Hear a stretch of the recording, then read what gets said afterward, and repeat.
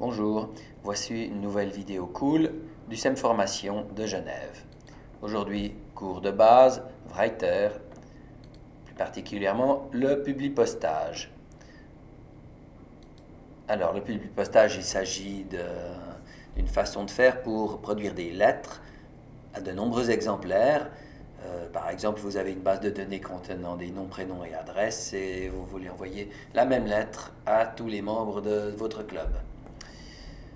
Voici tout simplement un petit exemple de... Alors, fermez. Un petit exemple de lettre. J'ai mis n'importe quoi ici. Ici, on mettrait... ici, j'ai mis l'expéditeur. Ici, on va mettre la date. Ici, c'est un petit bloc de données pour mettre l'adresse du destinataire. C'est là justement qu'il faudra faire attention. Il faudra mettre à cet endroit-là les multiples adresses contenues dans la base de données. Et on va même encore y ajouter ici un petit bout avec le prénom de la personne pour une salutation personnalisée. OK? Donc, prenons notre document. Hop, c'est rigolo ce truc. Prenons notre document. Nous allons donc finalement déjà taper le document. On va prendre avec la touche F4 ou bien affichage, afficher les bases de données. F4, voilà, les bases de données qui vont servir comme source de données pour les adresses.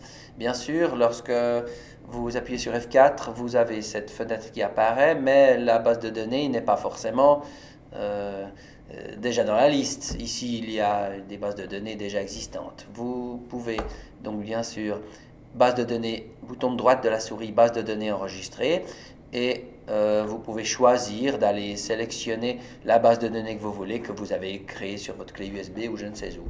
Donc, moi, je vais mettre ma nouvelle base de données. Je sais qu'elle est enregistrée sur le disque du SEM. Donc, ça sera ici. Elle est là. C'est les noms et adresses. Et puis, elle s'appellera nom et adresse. OK. Donc, j'ai maintenant nom et adresse comme nouvelle base de données dont le traitement de texte va se servir pour aller chercher les adresses. Dedans, il y a bien entendu des tables. Dans ces tables, je vois qu'une table s'appelle adresse et quand je clique dessus, je vois qu'il y a toutes ces adresses. Bien sûr, vous avez les outils habituels de la base de données, mais je vous demande de vous référer au cours sur les bases de données pour voir comment ça marche. Petit exemple, je veux garder seulement les bobs de ma table. Je clique sur Bob, autofiltre, et puis j'ai plus que les bobs. Bob Moran, Bob Marley, Bob Dylan. Il y en a plein. Alors, dans notre lettre, ici, on va insérer un champ tout à fait normal. Je vous ai mis ça, c'est juste pour vous montrer qu'on n'est pas obligé de faire que du publipostage. La date, par exemple. Alors, insertion, champ, date. La date ne me plaît pas sous le format de base, comme ça. On va simplement l'effacer et puis en remettre une autre. Insertion, champ, on va prendre autre ici parce que j'aimerais la date en toutes lettres. Je ne veux pas la date fixe, mais la date variable. Et puis, j'aimerais le jour, le mois, l'année, etc. Tout comme ça, inséré et fermé. Voilà, mardi 11 mars 2014. Ici, je vais mettre monsieur ou madame. Non, j'ai même pas mis. On va laisser simplement prénom. Alors, vous voyez qu'ici, il y a une colonne prénom, une colonne nom, une colonne code postal, ville, etc. Hein. On va peut-être effacer. Voilà, on a de nouveau toute la liste. On a Eric, etc. avec chaque fois normalement des codes postaux et villes qui sont introduits. Pas pour tout le monde, évidemment. Alors, ici, on va commencer par prendre le prénom. Alors, j'ai qu'à cliquer avec la souris sur prénom, déplacer prénom jusqu'à le mettre ici, et la machine met un champ gris prénom. Après le prénom, on va mettre un espace, puis le nom. Alors, on va chercher le nom avec la souris ici pour l'ajouter là. Il se met ici. À la ligne suivante, on va mettre l'adresse. Voilà. Et puis enfin, à la ligne encore suivante, le code postal. Hop, je l'ai mis au mauvais endroit, j'annule, je vais faire un copier-coller un peu rapidement, je vais le mettre là. Et puis un espace et la ville. Et voilà. Et puis évidemment en bas de la page, les salutations chères, et puis le prénom encore une fois ici. Donc on va faire prénom. Il faut que je mette très précisément, cher prénom, accepte les salutations écrites du SEM Formation. On va donc décider que notre lettre est terminée. Et évidemment, on va l'éditer. On n'a plus besoin de se servir de ceci. Par contre, vous avez un bouton ici qui s'appelle Mailing, que vous pouvez aussi avoir par outil assistant mailing, ce qui revient au même, n'est-ce pas? Et vous allez directement dans, vous pouvez aller dans éditer le document, tiens, allons dans éditer le document, et on va voir quels sont les destinataires que l'on veut prendre. Alors le premier, eh bien, il s'agit de, on voit les noms là. Non, on n'arrive pas parce que j'ai malheureusement caché tout ça. Alors on va quand même s'arranger à voir le nom là. Éditer le document. La première personne de la liste, c'est moi-même.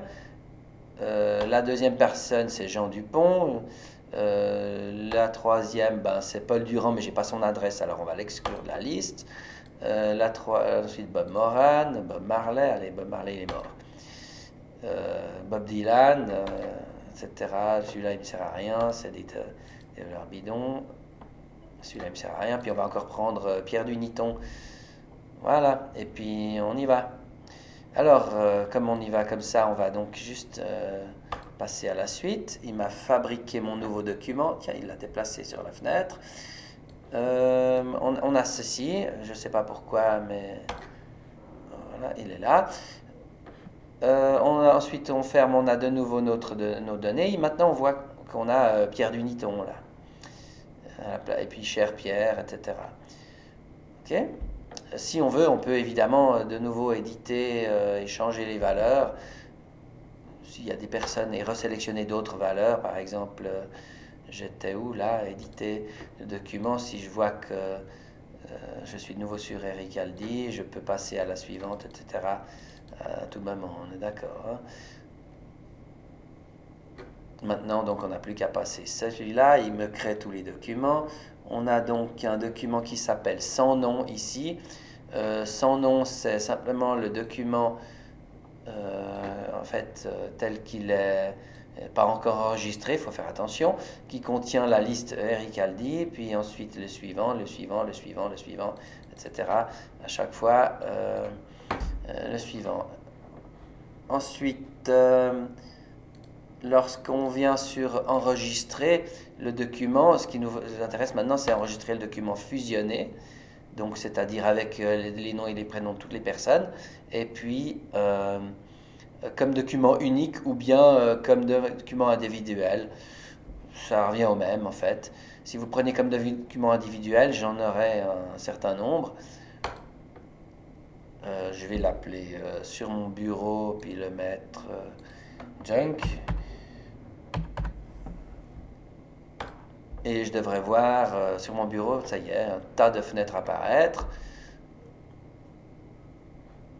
Et puis, j'ai plus besoin de ce document. Je le ferme carrément sans enregistrer, je m'en fiche. J'ai donc celui-là qui a Eric Aldi.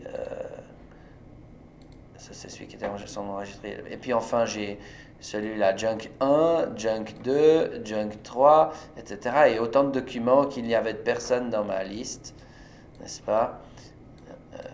Bon, prenons celui-là, par exemple. Je prends Junk 1, c'est Jean Dupont. Je peux encore à la main, si je veux changer quelque chose de personnalisé, puis enfin faire l'impression avec ce bouton-là. Voilà, je crois qu'on en a assez vu pour aujourd'hui.